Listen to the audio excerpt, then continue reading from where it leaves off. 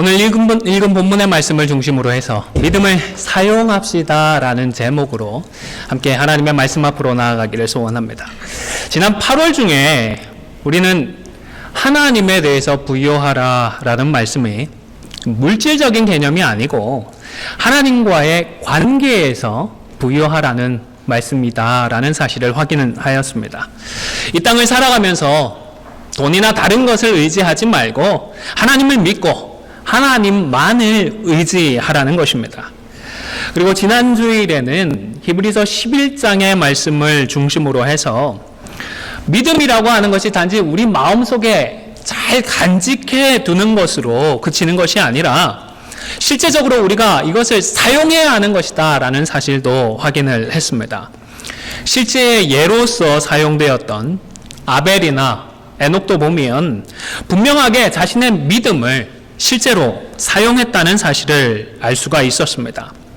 아벨은 하나님에 대한 자신의 믿음을 사용해서 제사를 드렸습니다.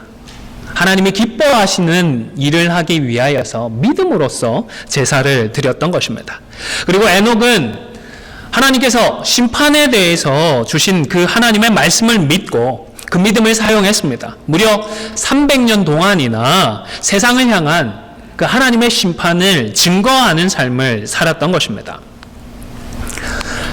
저와 여러분들 역시 우리의 믿음을 그저 안전한 곳에 잘 보관해 두고 있는 것이 아니라 실제 삶의 현장에서 이 믿음을 사용해야 합니다.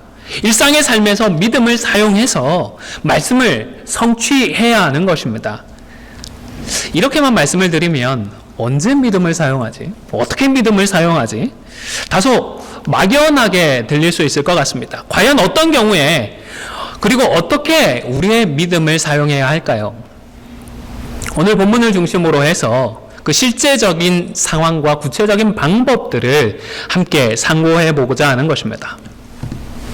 혹 목사님 13장 읽어봤는데 여기는 말씀을 사용하라는 말씀은 없어요 라고 생각하는 분이 계실지도 모르겠습니다. 맞습니다. 13장에는 믿음을 사용해서 형제를 사랑하라, 가정을 소중하게 지켜라 이런 말씀을 하지는 않습니다. 그러나 13장 전반부의 내용을 요약을 하면 하나님이 기뻐하시는 제사라고 할 수가 있겠습니다. 16절 하반절을 화면을 보시면서 함께 읽어보겠습니다. 시작. 여기서 이 같은 제사는 12절까지 쭉 나와 있는 그런 내용이겠죠. 그런데 아벨은 하나님께서 기뻐하시는 제사를 드렸습니다. 어떻게 드려서요? 뭘 사용해서요? 믿음을 사용했습니다. 그러면 히브리서 13장에 말씀하는 하나님이 기뻐하시는 제사는 드러나지는 않았지만 전체 성경적인 문맥에서 보면 무엇을 사용해서요? 믿음을 사용해서 이런 말씀에 순종했기 때문에 하나님이 기뻐하시는 제사가 될 수가 있는 것입니다. 자, 그러면 이제부터 그 구체적인 내용들을 살펴보도록 하겠습니다. 1절에서는 형제 사랑하기를 계속하라고 말씀을 하고 있습니다. 그렇습니다, 여러분. 형제를 사랑하기 위해서는 우리가 믿음을, 우리의 하나님을 향한 믿음을 사용해야 합니다. 자연 상태에서는 우리가 형제를 사랑하기가 쉽지 않기 때문입니다. 의견도 맞지 않지요? 기질도 다르지요? 그래서 좀 전체적으로는 교회를 위해 보려고 하고 하나님 나라를 위해서 뭔가 선한 일을 해보려고 같이 힘을 모아보는데 하다가 어떻게 되죠? 그만 충돌해버릴 때가 있습니다. 음성을 높이고 치고받고 싸우지는 않는다고 하더라도 그때 느껴지는 그 팽팽한 긴장감들, 이로 인한 불필요한 감정 소비들, 짜증이 날 정도입니다. 심지어 심각하게 갈등하는 교회들에서는 어떤 소식까지 들리죠? 물리적으로 충돌했다는 소식까지 들립니다. 이렇게 충돌하는데 사랑하라는 명백한 하나님의 말씀에도 불구하고 사랑하기가 쉽지 않은 것입니다. 뿐만 아니라 내 개인의 사정과 문제들에 집중하느라 이 다른 형제들을 사랑하는 데에 뭔가 힘을 쓸 여력이 없다고 느껴집니다. 그러나 그럼에도 불구하고 하나님은 저와 여러분에게 사랑하기를 포기해버리지 말라고 말씀하시는 것입니다. 무시해버리고 싶고 포기해버리고 싶은 그런 마음이 들더라도 우리의 믿음을 이때에 사용을 해서 사랑해야 하는 것입니다. 꼭 기억하시기를 바랍니다. 사랑하라는 이 말씀은 우리의 믿음을 사용해야 순종할 수 있는 것입니다. 심지어 오늘 말씀에서는 이 형제 사랑하기를 어떻게 하라고 말씀을 하죠? 한 번 하라고요? 두 번 하라고요? 계속 하라고 말씀을 하십니다. 한때 사랑했던 것으로 자위하지 말고 지금까지도 사랑하고 그리고 앞으로도 계속해서 사랑하라고 말씀을 하시는 것입니다. 사실 한 번, 두 번 시도해 보는 것은 그래도 해볼 만하고 할 수 있을 것 같습니다. 또 한두 번 해봤는데 사랑의 열매까지 좀 맺히는 은혜가 있다면 힘을 좀 더 낼 수도 있을 것입니다. 그러나 여러 번 노력을 해도 열매조차 보이지 않는 그런 상황에서는 사랑하기가 쉽지 않습니다. 그래서 믿음을 사용해서 사랑해야 하는 것입니다. 심지어 내 진심을 곡해하거나 나는 사랑해 주는데 내 마음에 상처를 주는 그런 사람들을 대하고 나의 사랑을 이용해 먹으려는 그런 사람들 앞에서도 계속 사랑하는 것은 우리의 믿음을 사용하지 않고서는 불가능할 것입니다.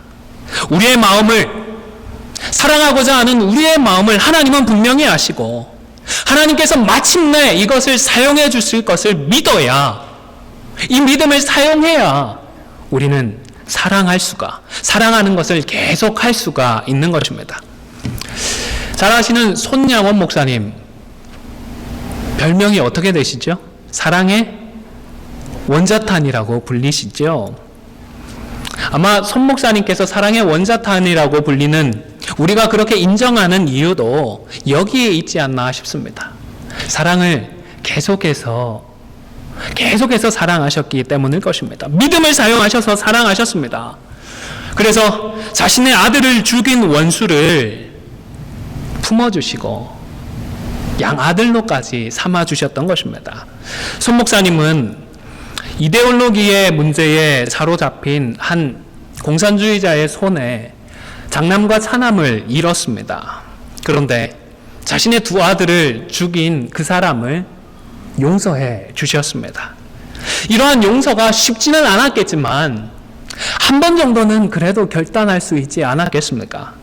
그런데 용서해 주는 걸로 끝내셨나요? 앞서 말씀드린 것처럼 용서했을 뿐만 아니라 자신의 양자로 입양하고 계속해서 순교하실 때까지 사랑의 관계를 이어나가고자 노력하셨습니다. 여러분, 손 목사님도 사람인데 처음부터 그 감정까지 다 흡족하게 사랑하셨을까요? 처음에는 아마 이성과 의지를 동원을 해서 사랑하라는 그 하나님의 말씀에 순종하지 않았겠습니까? 믿음으로 자신의 믿음을 사용해서 전인격적으로 사랑했던 것이 아니겠습니까? 그리고 용단을 내리기는 했지만 때때로 큰아들을 잃었습니다. 둘째 아들까지 억울하게 잃었습니다. 그 마음에 미워하는 마음들, 증오하는 마음들 전혀 없었을까요? 의지적으로, 이성적으로는 아니다 하더라도 감정적으로 한 번씩 불끈불끈 솟아오르는 이런 부정적인 마음들로 힘들었을 것입니다. 그런데 그럴 때마다 믿음을 사용하셨을 것입니다. 믿음을 사용하셨기 때문에 원수를 사랑하고 또 계속해서 사랑하실 수가 있었을 것입니다. 뿐만 아니라 믿음을 사용해서 사랑을 계속하는 것에는 용서가 필요합니다. 한번 따라해 보실까요? 용서가 필요합니다. 나를 비판하고 상처 주는 사람들을 먼저 용서하지 않으면 사랑할 수가 없습니다. 그리고 믿음을 사용해서 용서하고 사랑을 계속하는 것은 이처럼 무엇보다 말씀에 순종하는 것이고 또한 다른 사람을 위하는 것이기도 하지만 결국에는요, 나중에 가면 이렇게 용서하고 사랑하는 것이 나를 위하는 일이 됩니다. 여러분 혹시 빠삐용이라는 영화를 보신 분이 계신가요? 저는 사실 보지는 못했습니다. 한 책에 보니까 이 빠삐용이라는 영화가 실제로 있었던 일을 그 자서전을 쓴 그 책을 보고 영화화했던 영화라고 소개를 해 주었습니다. 영화의 주인공이 누구죠? 제목이 빠삐용이니까 빠삐용이지 않겠습니까? 이 사람은 자신이 저지르지도 않은 살인죄의 누명을 쓰고 감옥에 갇혔습니다. 명예를 드러내고 어떻게든 수완이 있다는 것을 인정받고 싶어하는 한 검사가 근처에서 술에 취해서 있던 빠삐용을 모함을 했습니다. 일방적인 주장만으로는 이 살인죄를 적용할 수가 없으니까 근처에 있는 사람들 돈을 주기도 하고 어떻게 포섭을 해가지고 거짓 증언까지 하게 했습니다. 그러다 보니까 살인죄의 누명을 쓰고 감옥에 갇히게 되었던 것입니다. 얼마나 억울하겠습니까? 거짓말했다는 것도 아니고 살인죄를 했다고 누명을 뒤집어 쓰는데 너무너무 억울해서 이 원통을 풀어야겠다고 계속해서 탈출을 시도했다고 합니다. 영화에서는 빠삐용이 드디어 감옥을 탈출하는 것에 성공을 하고 자유를 찾는 것으로 끝이 나는데, 그런데 탈출 이후의 실제 이야기를 기록한 두 번째 자서전이 있다고 합니다. 탈출한 이후에 이 사람은 우선 남미에 있는 정글 속에 몸을 숨겼습니다. 그리고는 살인죄의 그 공소시효가 끝날 때까지 무려 38년 동안 복수를 준비하면서 조용히 기다렸다고 합니다. 그리고는 61세가 되었습니다. 공소시효가 끝이 나서 자신의 나라 프랑스로 돌아가게 되었습니다. 드디어 복수한다. 그런데 복수를 앞두고 8일 동안 고민을 했다고 합니다. 그러다가 결국에는 하나님 앞에서 결심을 했습니다. 책에 인용된 그 자서전의 마지막 부분을 재인용하였습니다. 화면을 보시면서 함께 읽도록 하겠습니다. 시작.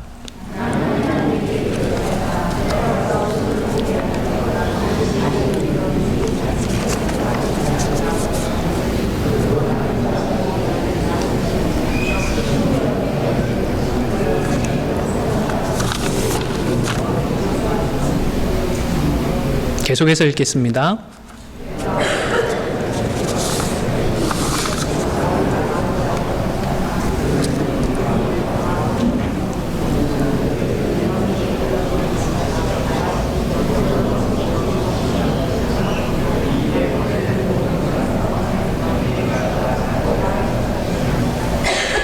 저도 이분의 고백에 전적으로 공감합니다.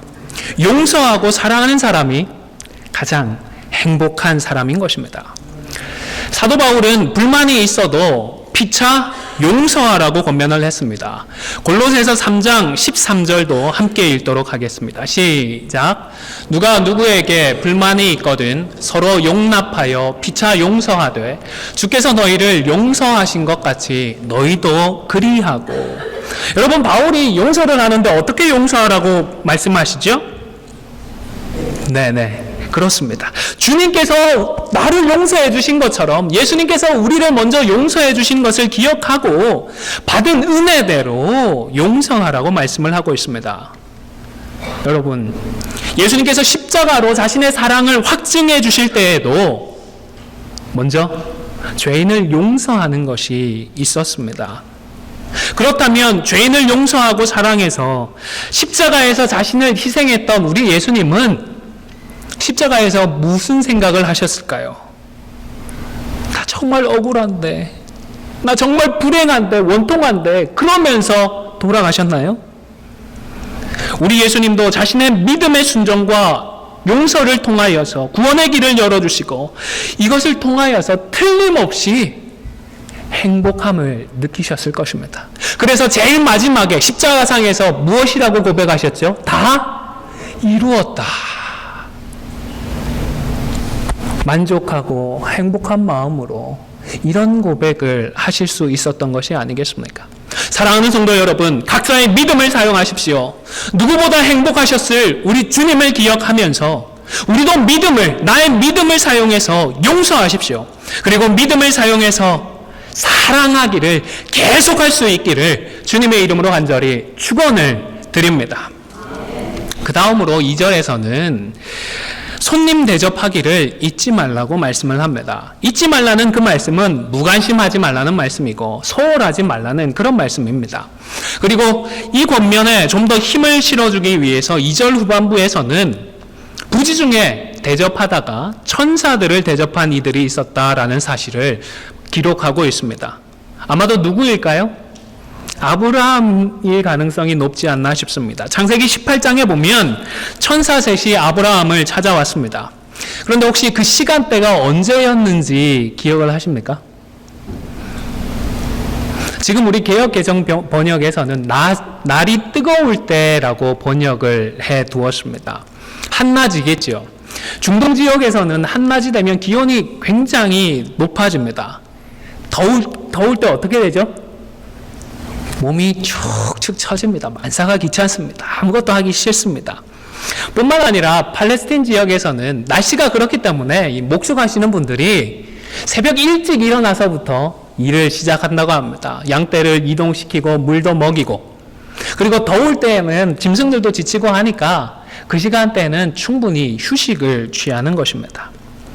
이래저래 아침 일찍 일어나기도 하고 날도 너무 덥기 때문에 지금 이 뜨거울 때에는 낮잠을 자거나 휴식을 취해야, 그래야 서늘해진 오후에 남아있는 다른 일들을 하고 해야 할 일들을 할 수가 있는 것입니다. 스페인에 보면 그 문화를 아시는 분들은 아실 텐데 시에스타라고 있죠. 더울 때는 한낮에 뭐 한 2-3시간 그렇게 낮잠을 공식적으로 잔다고 그러죠. 그래서 그 시간대에는 상점들도 문을 다 닫고 심지어는 관공서까지도 다 문을 닫는다고 합니다.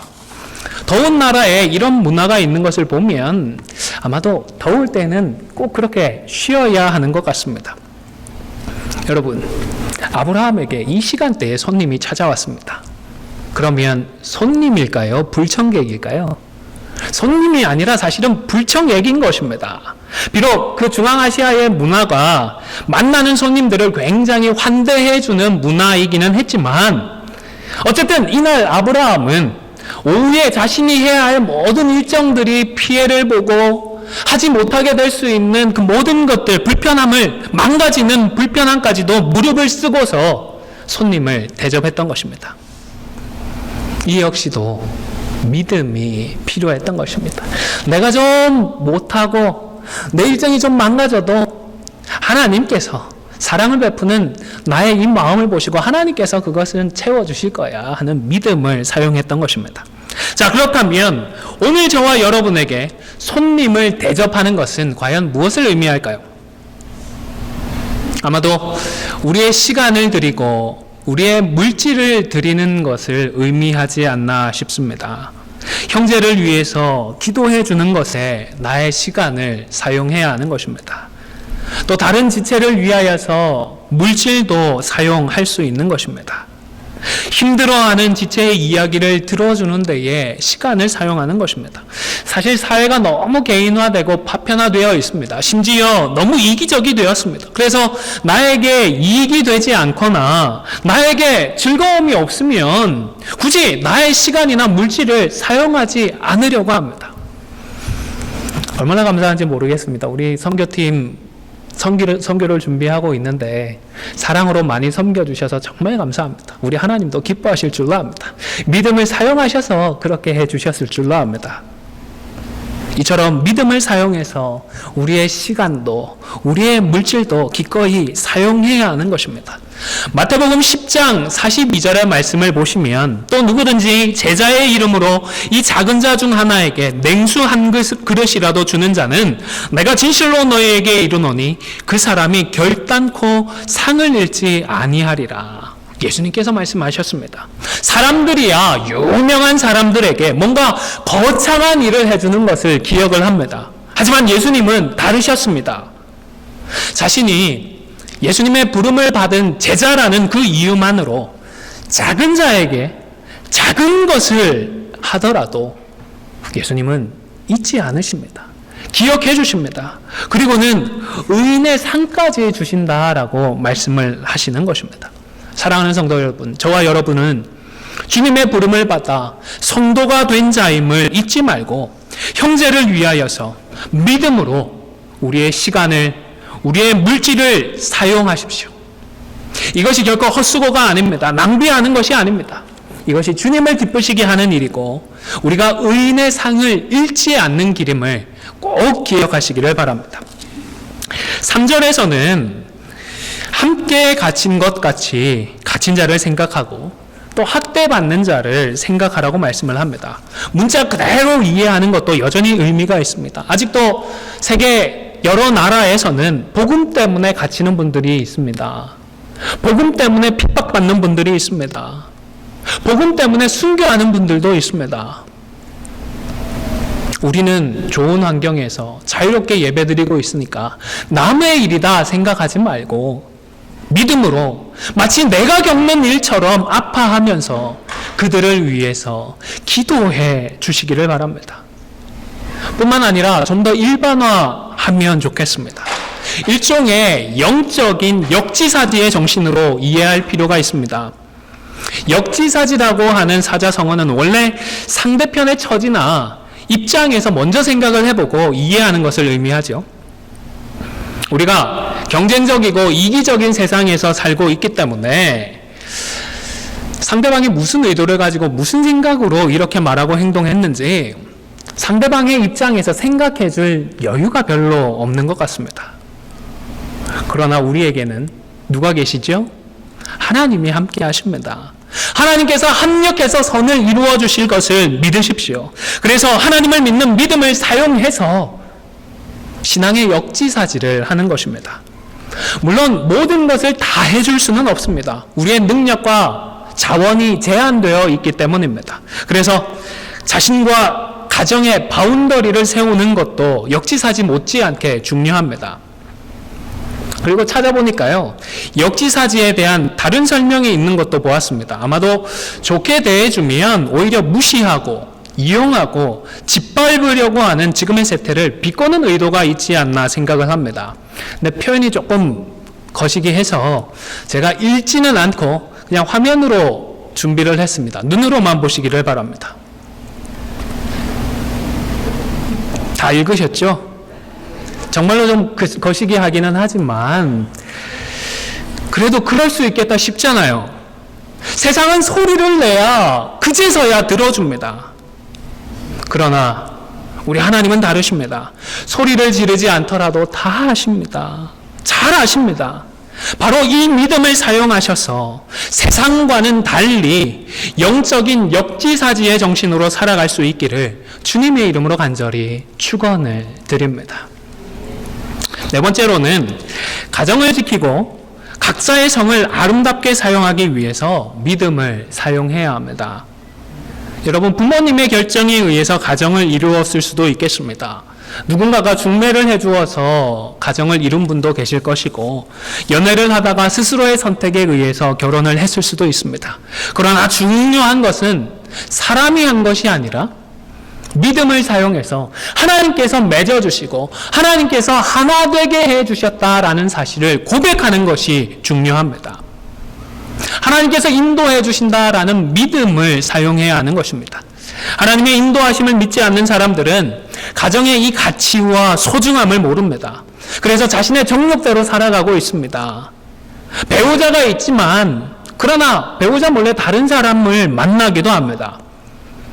한국에서는 이제 불륜이 사회적인 문제가 되다 못해 그냥 일상적인 현상이 되어버린 것이 아닌가 우려가 됩니다. 한때 성인 남자와 여자가 둘이서 식당에 갔을 경우에 이 두 사람이 부부인지 아니면 불륜 관계인지 판단할 수 있는 방법이 유행했다고 합니다. 우선 식당에서 남자가 메뉴판을 들고서 여자가 원하는 음식까지 대신 주문해주면 불륜이고, 두 사람이 각자 메뉴를 보고 각각 원하는 음식을 주문하면 부부라고 합니다. 그리고 식당에서 식사하는 동안에 두 사람이 즐겁게 대화를 하면 불륜이고, 아무 말 없이 그냥 밥만 먹고 일어나면 부부라고 합니다. 저희 집은 확실히 부부가 맞는 것 같습니다. 식사 뒤에 여자가 계산하면 부부이고 남자가 돈을 내면 불륜으로 판단을 한다고 합니다. 그리고 식당에서 식사를 마친 후에 차를 타고 아무 말 없이 묵묵히 출발해버리면 부부이고, 차에 타서 깔깔거리면서 드라이브를 즐기면 불륜이라고 합니다. 여러분, 이렇게 희화화될 정도로 세상은 가정을 심각하게 소홀하게 생각을 하고 있습니다. 세태가 이럴수록 우리는 믿음을 사용해야 하겠습니다. 우리의 믿음을 사용해서 우리의 가정을 더욱 귀하게 여겨야 하는 것입니다. 시간 관계상 오늘은 생략하지만 5절에서 돈을 사랑하지 말라는 말씀과 7절에서 사람들의 말이 아니라 그 행실의 결말을 확인하면서 믿음을 본받으라는 이 말씀에도 믿음을 사용하셔서 순종하실 수 있기를 바랍니다. 이제 마지막으로 9절 말씀에 보면 다른 교훈에 끌리지 않도록 믿음을 사용해야 합니다. 오늘 본문에서는 율법의 규정에서처럼 정결한 음식을 먹어야만 거룩함을 지킬 수 있는 것이 아니라 하나님의 말씀을 따라서 마음을 지켜야 하는 것입니다. 그리고 오늘날에는 율법과는 관련되지 않았더라도 못지않은 다른 교훈들이 우리를 유혹하고 있습니다. 믿음으로 이런 다른 교훈들에게 넘어지지 않고 끌리지 않고 이겨내야 하는 것입니다. 그런데 이때 우리의 마음을 어떻게 지킬 수 있다라고 말씀을 하셨죠? 무엇으로써요? 은혜로서. 하나님께서 우리에게 베풀어 주신 그 은혜로서 우리의 마음을 굳건하게 지킬 수 있다라고 말씀을 하는 것입니다. 여러분, 은혜라고 하는 것이 우리말 사전에서는 고맙게 베풀어 주는 신세나 혜택이다라고 정의를 합니다. 비슷하기는 하지만 우리 기독신앙에서는 이 은혜라고 하는 것이 우선 자격 없는 사람에게 주어지는 것을 은혜라고 합니다. 우리가 자격이 있어서 구원을 받았나요? 아닙니다. 아무 자격 없는데, 자격이 없지만 하나님께서 우리를 불러주시고 구원해 주셨습니다. 뿐만 아니라 돈이 되었든 다른 그 어떤 것이 되었든 대가와 교환하지 않고 값없이 거저, 쉽게 말해서 공짜로 주어지는 것이 은혜입니다. 여러분, 자격도 없고 그리고 대가도 없이 거저 공짜로 우리가 받은 은혜가 무엇이죠? 예수 그리스도입니다. 예수님의 십자가입니다. 우리가 은혜로 이것을 선물 받았습니다. 예수님께서 십자가를 통하여서 우리에게 베풀어 주신 이 은혜를 기억하십시오. 그런데 그 놀라운 은혜에도 불구하고 여전히 우리 부족하잖아요. 지금은 자격이 있으세요? 지금도 하나님 앞에서는 우리가 자격이 없잖아요. 그런데 또 하나님은 또 새롭게 우리에게 은혜를 주고 계십니다. 이 은혜를 기억할 때에 우리는 우리의 마음을 지킬 수가 있는 것입니다. 앞서 언급을 했던 우리 손양원 목사님, 십자가의 은혜를 기억하면서 은혜를 나누셨던 줄로 압니다. 자신도 은혜를 받았지만 그 못지않게 내가 받은 은혜를 다른 지체에게도 나누어 주어서 주님을 모르고 지옥 갈 뻔했던 그 살인자가 하나님을 만나고 하나님의 은혜를 경험할 수 있도록 은혜를 나누어 주었던 것입니다. 손 목사님은 두 아들을 죽인 그 안재선 씨를 양자로 삼았습니다. 그런데 인터넷 기사에 보니까 이 관계가 뭐라고 할까요? 꼭 해피엔딩만은 아니었던 것 같습니다. 개인적으로 참 안타깝습니다. 손 목사님의 양자가 되었던 안재선 씨는 그 은혜에 감사하면서 양아버지 손 목사님처럼 목회의 길을 걷기 위해서 신학교에 입학을 했다고 합니다. 신학 공부도 즐거워했고 총명해서 신학 수업도 곧잘 따라갔다고 합니다. 그리고 신학 수업을 받으면서도 틈틈이 빈민촌의 교사로서도 열심히 활동을 했다고 합니다. 그런데 정작 은혜의 공동체라고 하는 교회 안에서는 자격 없는 자에게 거저 주어지는 이 은혜를 누리지 못했던 것 같습니다. 손 목사님의 아들들을 죽인 살인자라는 지워지지 않는 그 주홍 글씨의 사슬에서 방황을 하고 좌절을 했다고 합니다. 제가 읽은 신문 기사에서는 이 안재선 씨의 아들이 이야기했던, 인터뷰했던 그 기록이 이렇게 남아 있었습니다. 어느 누가 사람을 죽인 자로부터 복음을 듣고 싶어 할까요? 죽을 때까지 견뎌내야 할 주위의 따가운 시선과 비난, 그 고난의 가시밭길을 걸어야 한다는 게 두려우셨을 것입니다. 여러분, 안재선 씨가 하나님을 모를 때에 비록 사람을 죽이기는 했지만 손양은 목사님을 통하여서 하나님의 용서를 경험했습니다. 하나님의 사랑을 경험했습니다. 그리고 그 은혜를 감사하면서 하나님의 나라를 위하여서 헌신하고자 신학교회까지 입학을 했습니다. 그런데 똑같이 자격도 없고 똑같이 거저 주어진 은혜로 이 은혜를 조금 먼저 누리고 있었을 것에 불과한 교회 안에서는, 다른 믿음의 사람들에게서는 이 은혜를 경험하지 못했고 결국 신학을 포기하고 말았다고 합니다. 물론 안재선 씨가 열심은 있었을 것입니다. 그러나 말씀을 아직 성숙하지 못해서 여전히 살아있는 자아대로, 또 그리고 성령이 아니라 자신의 변화되지 못한 기질대로 하려고 하면서 갈등을 초래했을 가능성도 있어 보입니다. 그러나 그럼에도 불구하고 은혜를 먼저 경험했던 사람들에게서는 그 은혜를 누리지 못했다라는 사실은, 이 안타까운 사실은 분명해 보이는 것입니다. 사랑하는 성도 여러분, 우선 나의 믿음을 사용하셔서 우리에게 허락된 그 하나님의 은혜를 기억하며 자신의 마음부터 굳건하게 지킬 수 있기를 바랍니다.